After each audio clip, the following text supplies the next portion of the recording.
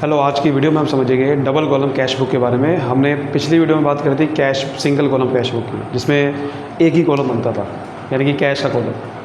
उसकी वीडियो का लिंक अगर आप देखना चाहते हो वो वीडियो, उस वीडियो का लिंक डिस्क्रिप्शन में है।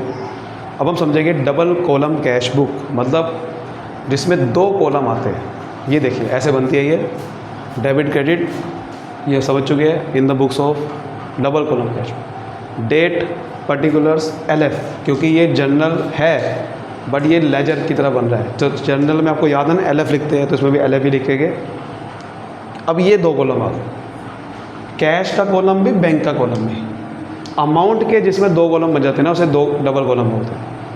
यानी कि कई बार क्या होता है, कैश में भी ट्रांजेक्शन होती है, बैंक में भी होती है। तो हम सोचते हैं यार बैंक का जो पैसा है वो कैश में ही कन्वर्ट होता है, तो क्यों ना उसी को एक ही में बना दें। ये थोड़ी बैंक बुक बनाओ अलग से, मैं कैश बुक के अंदर ही बैंक का कॉलम बना देते हैं ना, क्योंकि बैंक वाला जो पैसा है वो कैश में ही कन्वर्ट होना है। तो इसलिए हम क्या करते हैं, कैश बुक के अंदर ही दोनों कॉलम बना देते हैं। तो बैंक वाले ट्रांजेक्शन में इसमें रिकॉर्ड होगी, कैश वाली तो होती ही होती है। तो ऐसे ही लिखना है, डेट पर्टिकुलर अलग। इसमें वाउचर नंबर लिखने की जरूरत नहीं है, सिंगल कॉलम में लिख सकते हो, इसमें लिखने की जरूरत नहीं, क्योंकि इसमें बैंक का कॉलम भी आ गया ना। कैश के कॉलम में चलो ठीक है वाउचर नंबर होता है, बट बैंक का कॉलम भी आएगा तो वाउचर नंबर नहीं लिखोगे चलेगा। अब हम बुक का आपको एक क्वेश्चन करेंगे और वहाँ से हम समझेंगे बैंक की cash book, double column cash book बनती कैसे। तो चलिए अब आपके बुक का क्वेश्चन करते हैं। तो स्क्रीन पे आपके सामने क्वेश्चन आ रहा है, ये वाला क्वेश्चन नंबर 5 ये करेंगे। ये आपकी TS अग्रवाल का है। Record the following transaction double column in the double column cash book and balance the book in 31 मार्च 2024 को लानी है। मतलब अब 2024 का देखो, पहले सबसे पहले क्या लिखा था, 2024 मार्च 1 cash in hand, cash at bank. Cash in hand मतलब कैश का बैलेंस, कैश एट बैंक का मतलब बैंक का बैलेंस। जो भी बैलेंस दे रखा होता है कैश का या बैंक का, वो डेबिट साइड पे लिखते हैं, क्योंकि बैलेंस जो आता है किसी भी कैश का या बैंक का, वो डेबिट साइड से आता है। तो डेबिट साइड पे ही बैलेंस लिखते हैं, ठीक है। मतलब ये समझो कि पिछले साल का कोई बैलेंस या पिछले महीने का कोई बैलेंस बच गया था, तो आप याद करो हमेशा ब्रॉड डाउन इस साइड पे करते हो। यानी कि आप ये समझ सकते हो एसेट का बैलेंस हमेशा डेबिट साइड पे आता है। तो 2024 मार्च 1 बैलेंस लिखूंगा टू बैलेंस ब्रॉड डाउन, यानी कि पिछले महीने का बैलेंस हमने ब्रॉड डाउन कर दिया। हमेशा एसेट का बैलेंस ब्रॉड डाउन यहाँ पर होता है। 12,750 यहाँ लिखा हुआ है और 72,400 यहाँ लिखा हुआ है। आगे कह रहा है मार्च 4 को receive from Asha cash 1200, cheque 3200 और डिस्काउंट अलाउड 400। देखो मार्च 4 को कैश मिला, तो जो भी पैसा मिलेगा डेबिट साइड पे, यानी कि डेबिट साइड से बढ़ता है, क्रेडिट साइड से ये अकाउंट कम होता है। तो जो पैसा मिला डेबिट साइड पे लिखूंगा मार्च 4। अब देखो एंट्री आपको क्या होगी, आशा से पैसा मिला ना, तो एंट्री होगी कैश अकाउंट डेबिट। चेक से पैसा मिला तो बैंक अकाउंट डेबिट टू आशा, तो टू आशा लिखना है मैंने यहाँ पर, जिससे पैसा मिला टू आशा। अब कैश के कॉलम में लिख दो कैश का कितना मिला, 1200 रुपये कैश मिला, तो कैश के कॉलम में लिख दे 1200 रुपये। चेक के कॉलम में चेक 3200 का मिला, यानी कि बैंक में पैसा 3200 रुपये आया, तो 3200 लिख दो। डिस्काउंट अलाउड कहीं नहीं आएगा यहाँ पर, क्योंकि डिस्काउंट अलाउड कॉलम है ही नहीं। हालांकि एक ट्रिपल कॉलम कैश बुक भी बनती है जो कि आपके सिलेबस में नहीं है, उसमें एक डिस्काउंट अलाउड का भी क्वेश्चन आता है, मतलब डिस्काउंट का भी कॉलम बनता है, उसमें डिस्काउंट लिख सकते थे। बट यहाँ पर तो ट्रिपल कॉलम नहीं है, यहाँ कोई डिस्काउंट नहीं लिखेंगे। यहाँ पर वर्किंग नोट में बताएगी उसको कि देखो डिस्काउंट अलाउड इस बुक में नहीं आ सकता, क्योंकि ये कैश में ट्रांजेक्शन नहीं है, ये आएगा जनरल प्रॉपर में। जो ट्रांजेक्शन कहीं नहीं आ पाती, किसी बुक में नहीं आ पाती, वो जनरल प्रॉपर में आती है, वो लिखेंगे लास्ट में। आगे देखते हैं, सैलरी पे करी है स्टाफ को चेक के थ्रू। जो भी पैसा पे करा, तो पैसा कम होगा इस साइड पे लिखूंगा, इस साइड पे, ठीक है। जब पैसा कम होगा तो इस साइड पे लिखूंगा। तो 2024 मार्च 7। ध्यान रखना आपको एंट्री सोचनी है, आपको जर्नल एंट्री आनी चाहिए। जर्नल एंट्री नहीं आती है तो पहले वो जाके सीखो, क्योंकि वरना आपको ये बुक बनानी नहीं आएगी। समझ रहे हो बात को? मार्च 7 सैलरी पे करी, एंट्री होती है सैलरी अकाउंट डेबिट टू, अब चेक से पे करा है तो बैंक अकाउंट कम होगा, टू बैंक अकाउंट, तो बाय सैलरी अकाउंट, यहाँ लिखूंगा बाय सैलरी, क्योंकि बैंक अकाउंट क्रेडिट हुआ तो सैलरी अकाउंट डेबिट होगा, बाय सैलरी अकाउंट। बैंक से पे करी है ना, चेक के थ्रू, मतलब बैंक से पे करी तो बैंक के कॉलम में लिखूंगा अमाउंट 25,600। अगर चेक के थ्रू पे करा तो बैंक के कॉलम में लिखूंगा, ठीक है। फिर कह रहा है, आगे कह रहा है कैश विड्रॉ करा बैंक से ऑफिस यूज़ के लिए, मार्च 9 को कैश विड्रॉ करा, यानी कि कैश कम हो गया। सर कैश कम हो गया तो यहाँ आएगा, क्योंकि कुछ भी कम होता है वैसे यहाँ आएगा। लेकिन सर अगर कैश कम हो तो बैंक तो बढ़ गया, लेकिन नहीं सर, कैश निकाला बैंक से तो कैश आया, सॉरी कैश आया तो डेबिट साइड पे आएगा, लेकिन सर बैंक का कॉलम भी कम हो गया।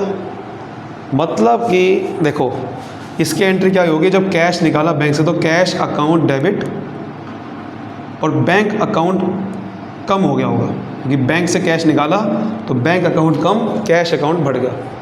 तो सर इसके अंदर एक साइड पे आपका बढ़ भी रहा है कैश अकाउंट, और दूसरी साइड पे वही अमाउंट से बैंक अकाउंट कम हो जाएगा, यानी कि एक ही अकाउंट में पोस्टिंग दो की होगी, डेबिट और क्रेडिट की पोस्टिंग एक ही अकाउंट में हो रही है। कभी आप तो देखा है कि ऐसी एंट्री हो रही हो जिसमें एक ही एंट्री पूरी की पूरी पोस्टिंग एक ही अकाउंट में हो जाए, ऐसा कभी नहीं होता। यानी कि डेबिट और क्रेडिट कभी एक अकाउंट में पोस्ट होगा, आज तक हुआ है कभी? मुझे बता दो कब हुआ है? आपने जब एंट्री करी salary account debit to cash account, तो सैलरी अकाउंट तो अलग बनेगा ना, आपने खाली बैंक अकाउंट की एंट्री करी थी, आपने बैंक अकाउंट को पोस्ट करा था। यहाँ पर भी आपने कैश अकाउंट को पोस्ट करा, बैंक अकाउंट को पोस्ट करा, दोनों कभी एक साथ पोस्ट नहीं होते। लेकिन ये एक ऐसी एंट्री है जिसमें दोनों पोस्ट हो जाएंगे। तो जब डेबिट और क्रेडिट दोनों ही एक ही अकाउंट में पोस्ट हो जाता है, उसे बोलते हैं कॉन्ट्रा एंट्री बोलते हैं, उसे बोलते हैं कॉन्ट्रा एंट्री। मतलब कि जब कैश और बैंक दोनों ही एंट्री में आ जाए, डेबिट और क्रेडिट में, कैश अकाउंट भी आ जाए, बैंक अकाउंट में आ जाए, जब डेबिट और क्रेडिट में ये दोनों आ जाएंगे तो एक ही बुक पे पोस्ट होगा, क्योंकि हमने दोनों का कॉलम एक ही बुक पे बना रखा है। तो डेबिट साइड में पोस्ट भी होगा, क्रेडिट साइड में भी होगा, तो ये कॉन्ट्रा एंट्री कहते हैं सर।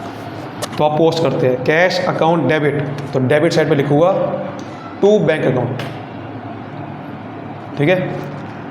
मार्च 9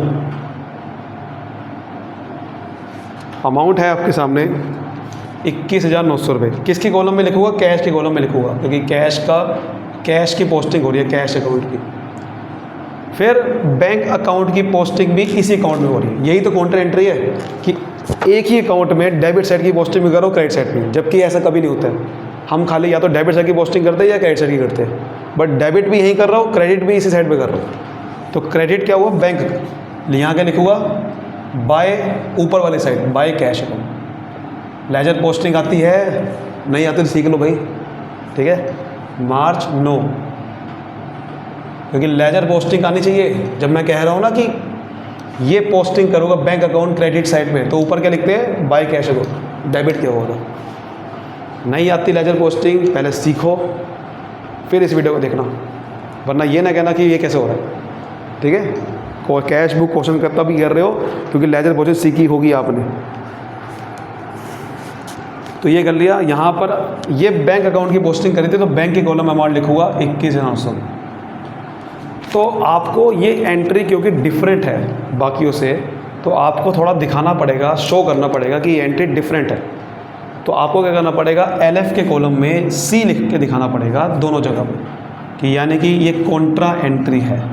तो आपको LF के कॉलम में C लिख के दिखाना पड़ेगा, यानी कि ये एंट्री को कोई लेजर फोलियो नहीं है, इसका कोई लेजर का पेज नंबर नहीं है, ये एंट्री स्पेशल एंट्री है, कॉन्ट्रा एंट्री। वरना सैलरी अकाउंट का लेजर फोलियो अलग बनेगा, मतलब इसका सैलरी अकाउंट का एक लेजर बनेगा, तो इसका लेजर का पेज नंबर होता है।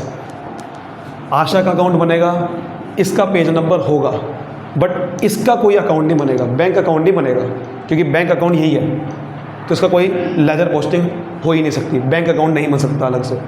कैश अकाउंट भी यहीं पे है, मतलब कहने का मतलब लेजर फोलियो में आपको, क्योंकि लेजर का पेज नंबर इसका हो ही नहीं सकता, क्योंकि बैंक अकाउंट यहीं पे ही है, तो उसका पेज नंबर नहीं हो सकता, तो आपको सी लिख के दिखाना पड़ेगा कि भाई ये स्पेशल एंट्री है, इसका कोई पेज नंबर नहीं है। तो आपको सी लिख के दिखाना पड़ेगा कि ये कॉन्ट्रा एंट्री है दोनों जगह पे, इसका कोई पेज नंबर नहीं है लेजर का, इसका कोई लेजर नहीं बनने वाला, क्योंकि कैश अकाउंट बैंक अकाउंट हम एक ही अकाउंट में बना चुके हैं। ठीक है, समझ रहे हो। लेकिन सैलरी अकाउंट का पेज नंबर होता है, समझ रहे हो। एंट्री देखते हैं मार्च 12 को, interest paid by bank on bank balance 1200 रुपये। बैंक वालों ने आपके बैंक बैलेंस पे इंटरेस्ट पे कर दिया, मतलब आपको सेविंग अकाउंट था आपका, तो आपको बैंक वालों ने इंटरेस्ट दिया, आपके बैंक अकाउंट में प्लस कर दिए पैसे, वो ये कह रहा है। तो प्लस कर दिया, प्लस साइड में लिखूंगा ना, डेबिट साइड पे क्या आएगा, लिखूंगा टू इंटरेस्ट अकाउंट, जो पैसा पे करा उसका नाम क्या है, इंटरेस्ट। तो मार्च 12 टू इंटरेस्ट अकाउंट, बैंक के कॉलम बढ़ गया 1200 रुपये से, ये करना।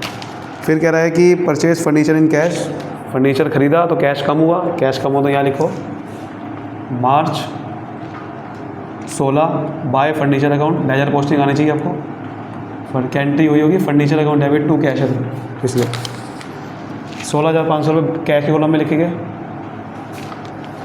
फिर कह रहा है कि paid to Mohan and company by cheque, discount receive को छोड़ो क्योंकि वो उसका मतलब है ही नहीं इस अकाउंट में।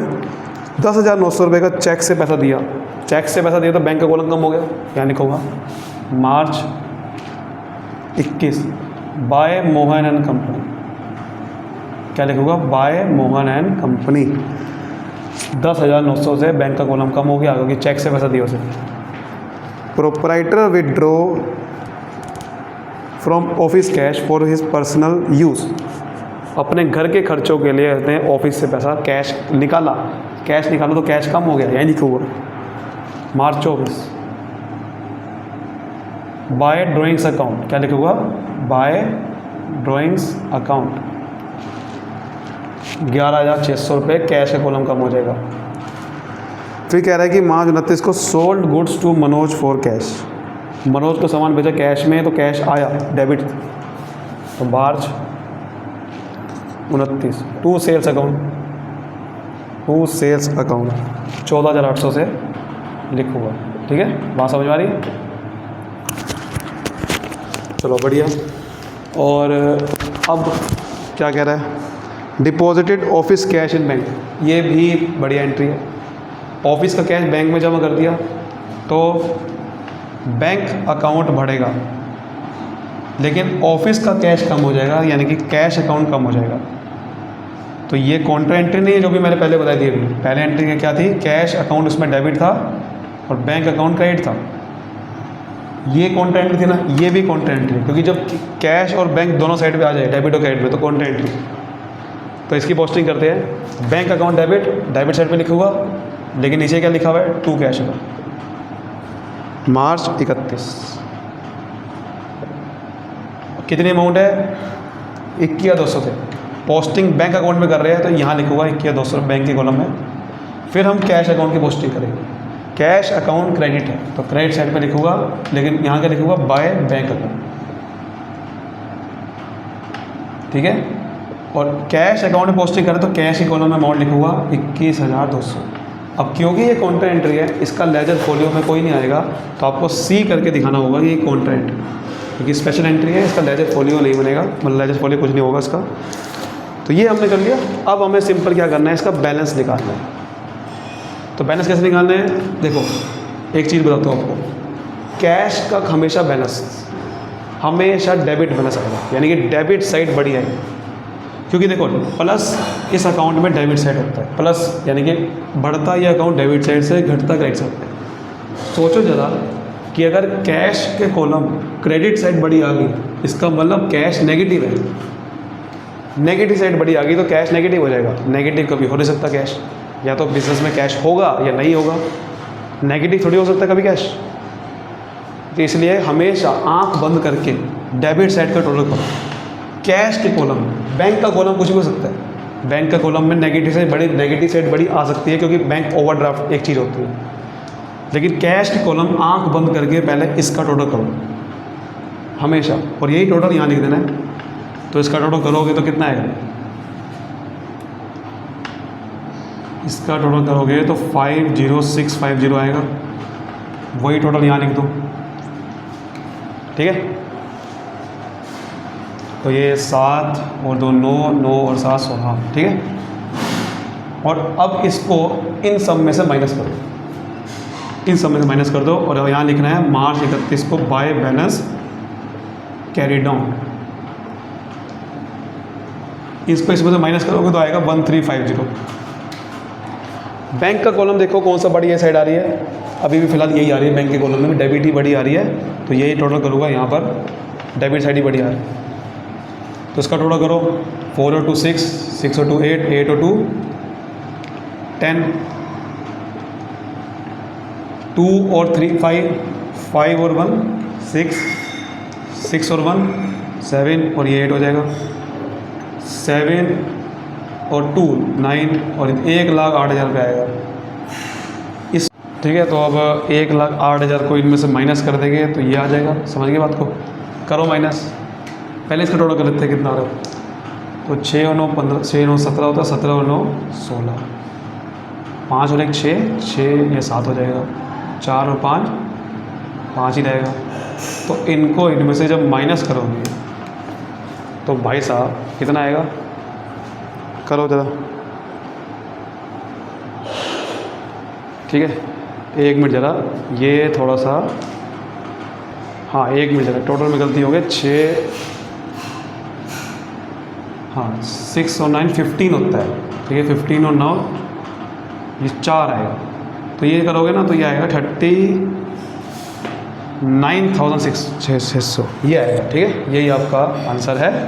और अब वो क्या करना है, इसको ब्राउट डाउन करके भी दिखाना होता है। आपको पता ही है, ये मार्च 31 जो बैलेंस आया, इसको अगले महीने ब्राउट डाउन करके दिखाना होता है, अगले महीने की पहली तारीख, यानी कि अप्रैल 1 मार्च के बाद आता है। तो यहाँ लिखना होता है टू बैलेंस ब्राउट डाउन। तो कैश का बैलेंस है 1350 और ये आया 39,600। यही आपका आंसर है। उम्मीद करता हूँ आपको अच्छे समझ आएगा। वीडियो को लाइक करिए अभी के अभी, सब्सक्राइब कर दीजिए, और चाहते हो वीडियोस कमेंट कीजिए, वीडियो आपकी लाती रहे। Thank you so much, all the best.